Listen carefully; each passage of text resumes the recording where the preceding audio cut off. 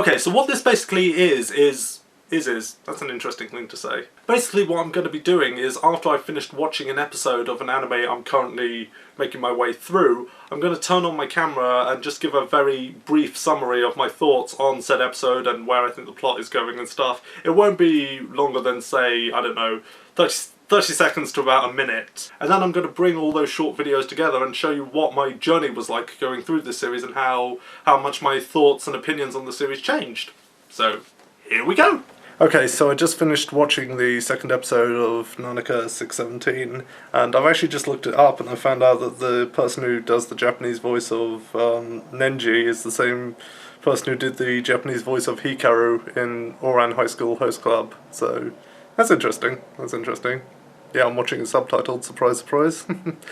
Yeah, no, second episode, it was interesting. It was, okay,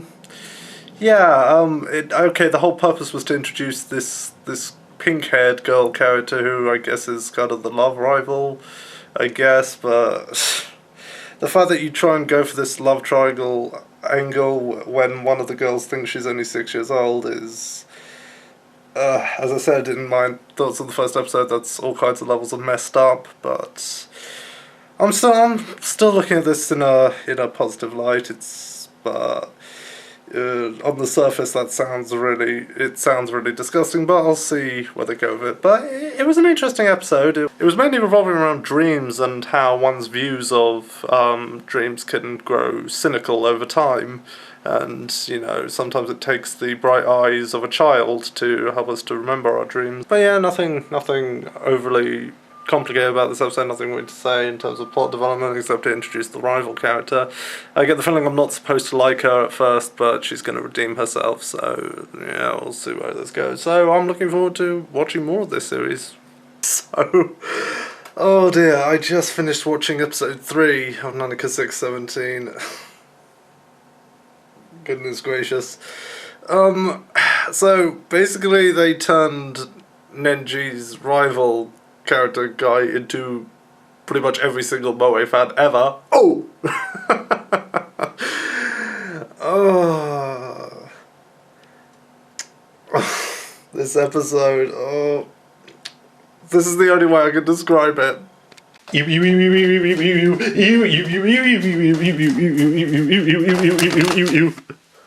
All joking and ripping off jokes aside, though, it was fine. It was a fun episode. It had its funny moments, but really, what was the point to it? So, all the important characters knew each other when they were kids, and they've somehow stayed connected when they're teenagers. All the stars must have aligned for that to happen. No, episode 4. Actually, this episode was tugging at my heartstrings a bit, I have to admit. This was actually an interesting episode in contrast to episode 3, which was pretty much entirely comic relief, and now this one's trying to get emotional. Yeah, that was interesting, but it did it in a good way. I liked it. Yeah, it was really tugging at my heartstrings with some of the factors about it. It really hit home. It was interesting watching this episode now that I've actually been to Japan and understand some of the cultures and whatnot, like how paranoid they are if they have even the tiniest cold, or how if there's even the smallest chance of rain, everybody, and I do mean everybody, brings an umbrella. It's an entirely different experience watching anime now thanks to that, but yeah, good episode, I liked it, and I'm looking forward to watching more. I just got done watching episode 5, and now it's putting him in a love triangle between two 6-year-olds. And I think we're actually meant to take this seriously. Alright, I'm gonna go kill myself. I don't know how I feel about this episode, I really don't. There was one legitimately funny joke with Nanaka's dad, but the very concept that he's falling in love with the 6-year-old Nanaka really creeps me out. Nenji, I mean, not her dad. Honestly, the highlight for this episode was, well, that joke with her dad, and when they get stuck atop this Ferris wheel, but that was only because it makes me think of that episode of Bottom where Richie and Eddie get stuck on a Ferris wheel. And it was just making me think how I want to go watch that now. But, let's continue on. Okay, so I just got done watching episode 6 of Nanaka 617. This is the halfway point of the series, and okay, this is where things start picking up in the plot. Things have started to get interesting here, and I'm not really sure what to think going forward. This is where things start to get interesting. This is where there's a wrench thrown into the plot. This is where things get all twisted up. I'm guessing the events that transpired, I'm assuming it has something to do with her heart rate getting accelerated, because I'm guessing that's why we'd hear the sound of her heart beating before what happened. So I'm guessing it's got something to do with her heart rate. But really interesting twist. Interesting that I've had these quite comedic reactions to the past 5 episodes, and now, or past 4 episodes, because I've been doing it since episode 2, and now this has happened, and well, yeah, this was quite the shift. But it was a good episode. I liked it. I liked the plot, but all I kept thinking throughout the whole episode, because they've gone on a class trip to Kyoto, and all I could think about was when I was in Kyoto while I was in Japan. I was like, oh my gosh, they're in Kyoto! Oh, they're on the Shinkansen! I went on the Shinkansen, I've been to Kyoto, I've been to all those places. It was just pretty much so many fond memories of Kyoto, and yeah, I even know just how many schools go on trips there, because when I was there were a lot of school kids there on trips, and this recap's going to go on a little bit longer because just because I'm going to tell this story. I've tried to tell this story on 3 separate occasions in video, and for some reason or another haven't put them up.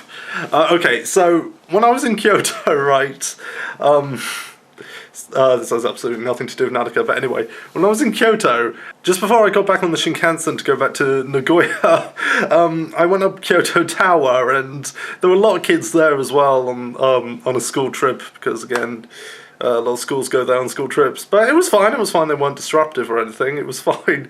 So I was up there, and then when I was getting ready to go on the lift back down from Kyoto Tower, which was amazing, by the way. If you're going to go to Kyoto and do Kyoto Tower, do it at night, it's incredible. But anyway, when I was about to get on the lift to go back down, right, the lift was packed full of these boys from this school. You could seriously not fit another kid in there. That it was jam-packed with these kids, and this one boy came up to his teacher, and I couldn't obviously language barrier. I couldn't really understand what he was saying, but from the little bit I knew what he was saying, what I could gather was he was saying to his teacher, "Sir, I don't really think I'm going to be able to fit in there. Can I wait here with you?" So his teacher, he guides him along. He puts his hand on his back. He's guiding him along, going to the lift, just all nice and gently, and then he just shoved the kid into the lift. He actually probably shoved him into the lift. And all the kids in there were just in shock, just that he's done this. They're just like, whoa! And the kid he shoved actually looked back, and again, not really sure what he was saying, but it was probably something along the lines of, but sir! And his teacher gave him another shove just for good measure, just to make sure he'd get in there. And then the doors closed, and oh my gosh.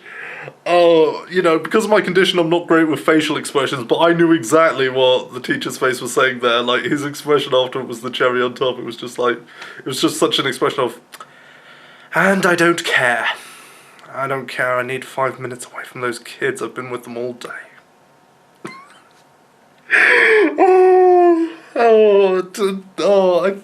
My battery's about to die, so I better wrap this up. But yeah, I hate to connect what was such a dramatic episode to such a funny memory, but just seeing Kyoto and seeing the Shinkansen and stuff, seeing all the temples and whatnot, it just brings back so many memories. So that's what makes this episode difficult for me. But good episode. So let's see how things proceed from here. Okay, so I just got done watching episode 7 of Nanaka 617, and okay, like, the twists that happened in the previous episodes, there's actually a lot more depth to it than I thought there was going to be, which was very interesting. I thought this was just going to be a standard, I have what I wanted, but it turns out I liked things the other way plot. But there's actually something, they actually go into some deeper levels with this, which I haven't seen done in other shows before. So this is interesting. This was an interesting twist and everything, and actually showed that there's more depth to. Well, I don't really want to say because spoilers, but yeah, there's a lot of depth. That's the only non-spoiler way of putting it. Yeah, but no, this was interesting. Definitely interesting episode. Okay. Episode 8 was a funny episode, but I actually wasn't finding it funny because of the jokes. I know that sounds weird, but the reason it was making me laugh is because there's this otaku character who was introduced, and it was such a stereotype of an otaku that I was actually wondering, is this how I came off while I was in Japan? This is probably how they saw me, especially when I was in Akihabara. This is probably how they saw me, except, you know, obviously a gaijin. And the other thing that was making me laugh was that, this is going to sound weird out of context, but there's a point where Nenji gets a hoover stuck on his head and it's sucking up his hair, and all I could think while I was seeing that was, as you can see, it sucks as it cuts. None of my younger audience are going to get that reference, but the older fans will. So that was making me laugh. Oh gosh. So yeah, it was a funny episode, but not actually because of its jokes. It's weird.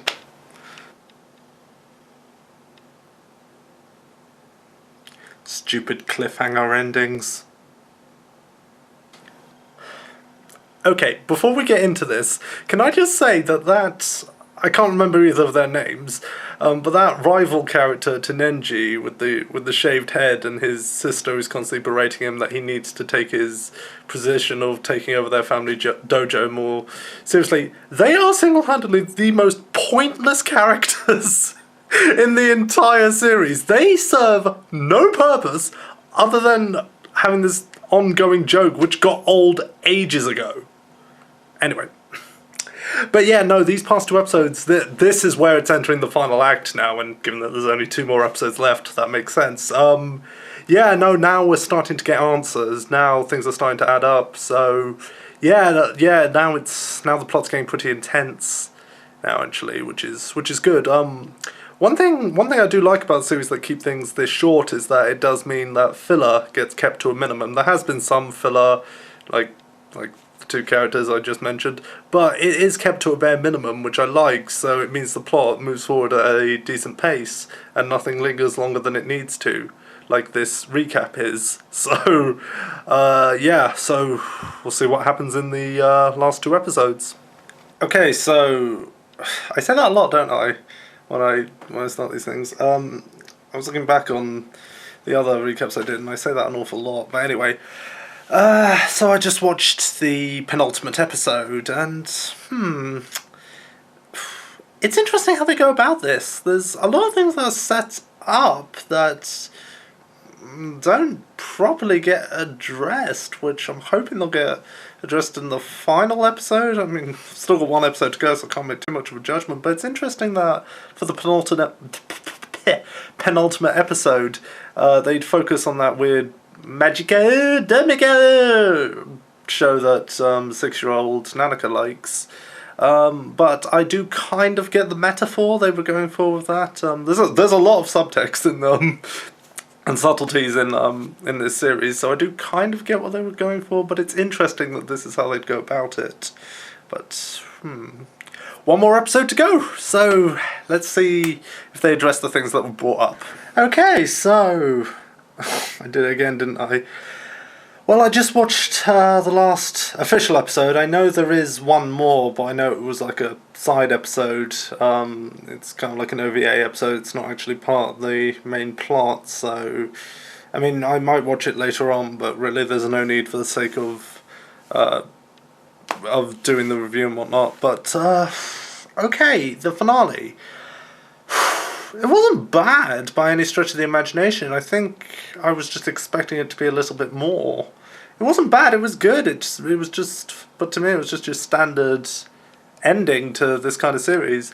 I think the problem was, I think I psyched myself up a little bit in my mind because Afro Otaku and Chibi Jissy told me I'd be satisfied with the ending, and it's not that I was unsatisfied, it's just I think in my head I was thinking it would be something different to what it was, but it was alright. It was alright. I don't really know how else to describe it. There was one like kind of factor about it I thought they were going to go for, like, you know, while it's important to grow up, you know, keeping an inner child alive inside of you is okay, and they sort of touch on it, but not really. So, I don't know. I don't know how I feel about this ending, really. It's not bad, it's just, I feel there was a lot more they could have done with it. But anyway, that was my journey with the series. It was fun. I hope you enjoyed it. I will get to work on doing the actual proper anime review soon. In the meantime, please like this video, leave a comment below, and please subscribe if you haven't, and make sure to follow me on Twitter. So yeah, I will see everybody later.